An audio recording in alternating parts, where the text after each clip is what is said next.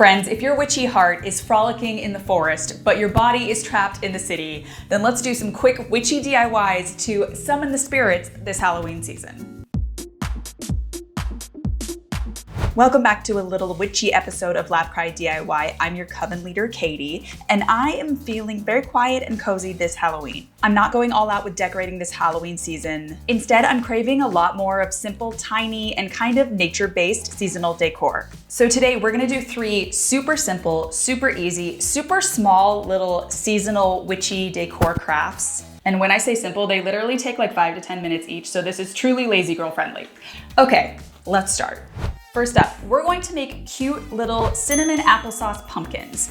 I was in a store with my aunt recently and we saw these and they were so cute. I was like, we gotta DIY these. And apparently this is like a known project that I did not know about. So all you need is some cinnamon and some applesauce. A lot of recipes call for Elmer's glue, but I didn't want to introduce a third unnatural product. And I actually made these fine without that. So we're basically just gonna kind of make a dough. Cinnamon. You could also add a nutmeg or allspice if you want kind of a pumpkin spice mix, but very simple. And I'm just adding a little bit of applesauce, splat, ASMR. And we're just mixing this up to create a little dough. You don't want it to be too wet, you don't want it to be too dry. You'll know when it's close because it gets kind of crumbly and then it starts to stick together. Next up, baking tray with parchment. I'm just grabbing a ball, rolling that up. You can see, it basically looks like a chocolate truffle. Popping that down. Guys, these smell so good. They're just meant to be cute little kind of potpourri pieces in your house.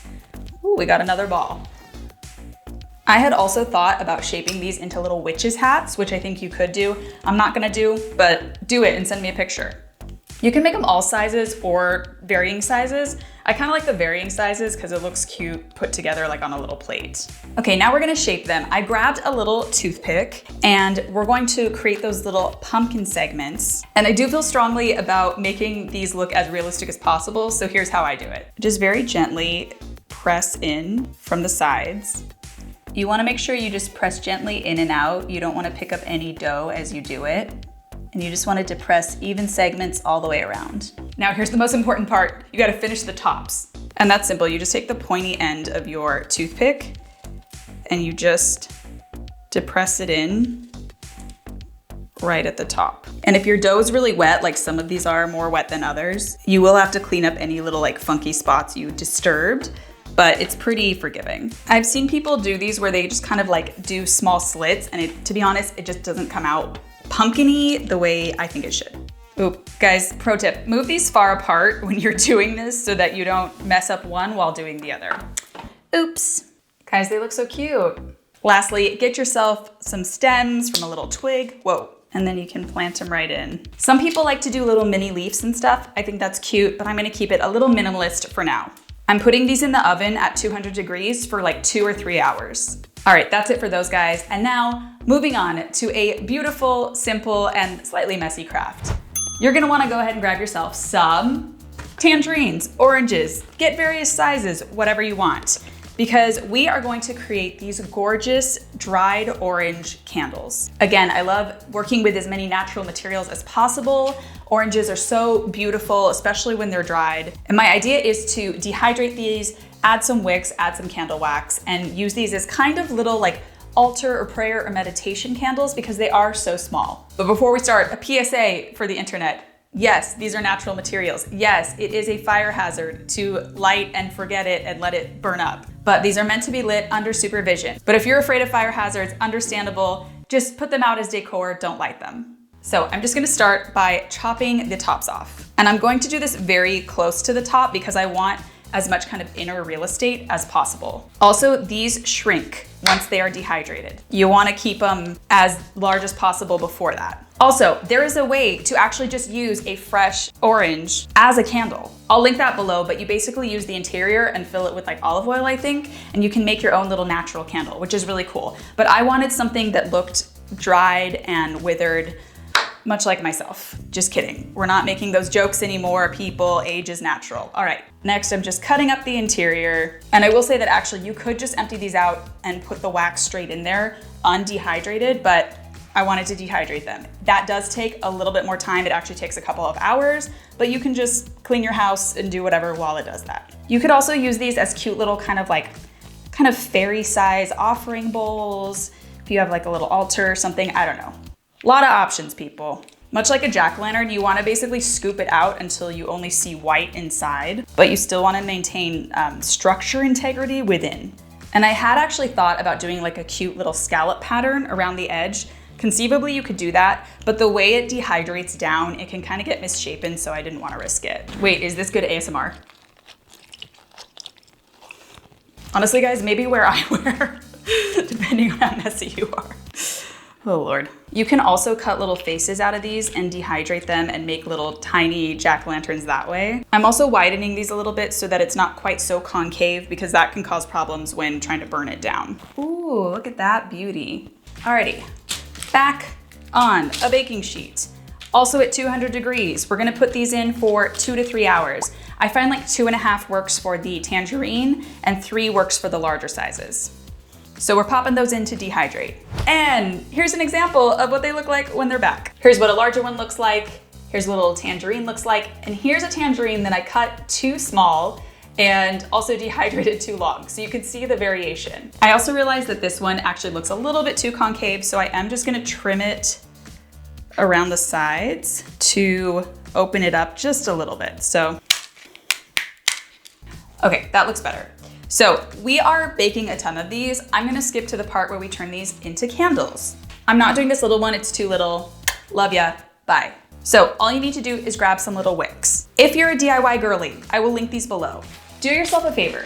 Get yourself a bunch of little wick holders and various wicks. And if you're not familiar, these are the little wick bases. You can just shove the wick right through, and then what you can do is, usually use pliers, but you just kind of tighten the base around it, and then you can trim off the wick on the bottom so that it's flat. Keep these on hand. They're so helpful to make new candles, to revive old candles. I love to melt old candles down and make them new. Again, I'll link these below, but this is like the best purchase I ever made. It makes my life so much easier when it comes to candlery. Is that a word? It is now. It's always easiest if you're dealing with wicks that have been dipped in wax, because they're not as floppy as just straight cotton wicks. But we're just gonna hot glue those in straight to the bottom.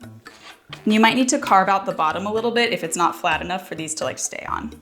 And then to melt your wax, you can either do the double boiler method, or I like to use a mug warmer and set a candle on that, and then the wax is all nice and melty. And then we're just gonna pour. We're topping it off. You could put some little dried cloves in. Again, beware of fire hazards. Watch these carefully, or just use them as decor. We're gonna keep that wick up. All right, we're gonna let them dry. And that's it, guys. Moving on. And lastly, we're gonna do our most witchy craft, which is creating tiny little herbal witches broomsticks. These are so cute. I didn't even know they were a thing until I saw them on Holly Capple's channel. Hope I'm saying that right. I'll link hers below. But basically, we're going to take a variety of herbs and flowers and create these little witchy brooms. So I have a variety of things. I have this, I believe it's mountain sage. I will put the correct thing here. I have dried flowers from around my house. I went and I clipped some other pretty flowers I saw on my block, as well as some twigs. If you want a quick and easy way to press flowers, this is the best hack. Get a microwave safe plate, add a paper towel, lay your flowers down, press it on another paper towel, and then put a microwave safe dish or plate on top of that to flatten them. Then put them in the microwave for 15 to 30-second increments. And then you just repeat that process until they're nice and flat and dried to your preferences. Okay, there are a few ways you could do this. Holly puts her stick straight in and then binds around it. These are so crazy and all over the place. That's too stressful for me. They slip out, it's been a problem. So instead, I have found it easier to take a small batch, even them out on the bottom so that they kind of bond more uniformly, pop a little bit of glue on, and then sort of pinch them around. Don't burn yourself. I'm gonna do the same thing and build on a few more. And it is gonna be a little messy either way, but for me, it's just a little easier to do it like this. And you're gonna wrap over any glued part so it won't show. You also wanna make sure it's like evenly around it so you're not just like building out a bunch on the front. Now I think I'm gonna add some of my little flowers. I think I'm gonna do some of these like purples. Yeah, and maybe a little orange as well. And then I'm kind of just like playing with placement. I want it a little bit staggered. And same thing, I'm just hot gluing these little edges down. All right, and now we're gonna wrap. Do a little starter hot glue piece. All right, and pro tip, end your little wrap on the back so that they don't see the little kind of final hot glue mark little tail, you know? Ooh, ooh. And Holly did do a little extra wrapping at key points on the broom. I think I will do a little bit of that because I think it's kind of cute. It's really cute. Guys, they're so beautiful. All right, I'm gonna make another one in another size. By the way, you could also use little cinnamon sticks as the little broom handle if you wanted. You can also like anoint these with cinnamon oil so they have a little bit of cinnamon broom style scent. I don't have any, but I love that if you do. We're gonna add some little flowers. And I am trying to like stagger these a bit. And I'm putting these tiny, tiny guys on too. And I'm trying to clean all the like spider webs of the hot glue gun off. Okay. All right, and we are starting the wrap. Do it in the back. Again, on the first one, I started it in the front. Oops.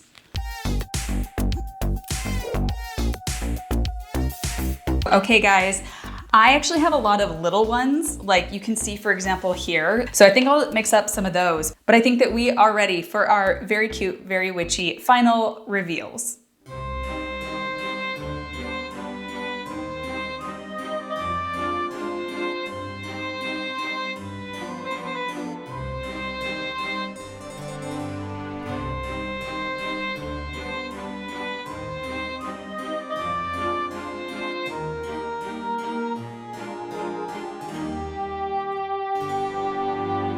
Wow guys, hot take. Mother Nature is beautiful. I have to say, these are so sweet, they're so simple, they're kind of grounding. I love creating these little kind of naturey moments around my house. And overall, I just think they are incredibly charming. I hope you guys will make these. I hope you guys will send them to me because I love to creep on your homes. If you liked this, like it. If you want to subscribe to the channel, go ahead. You can also sign up for my newsletter below where I send out monthly DIYs and inspiration like this. And all in all, I hope this inspires you to have a cute, cozy, and festive fall. Okay, bye.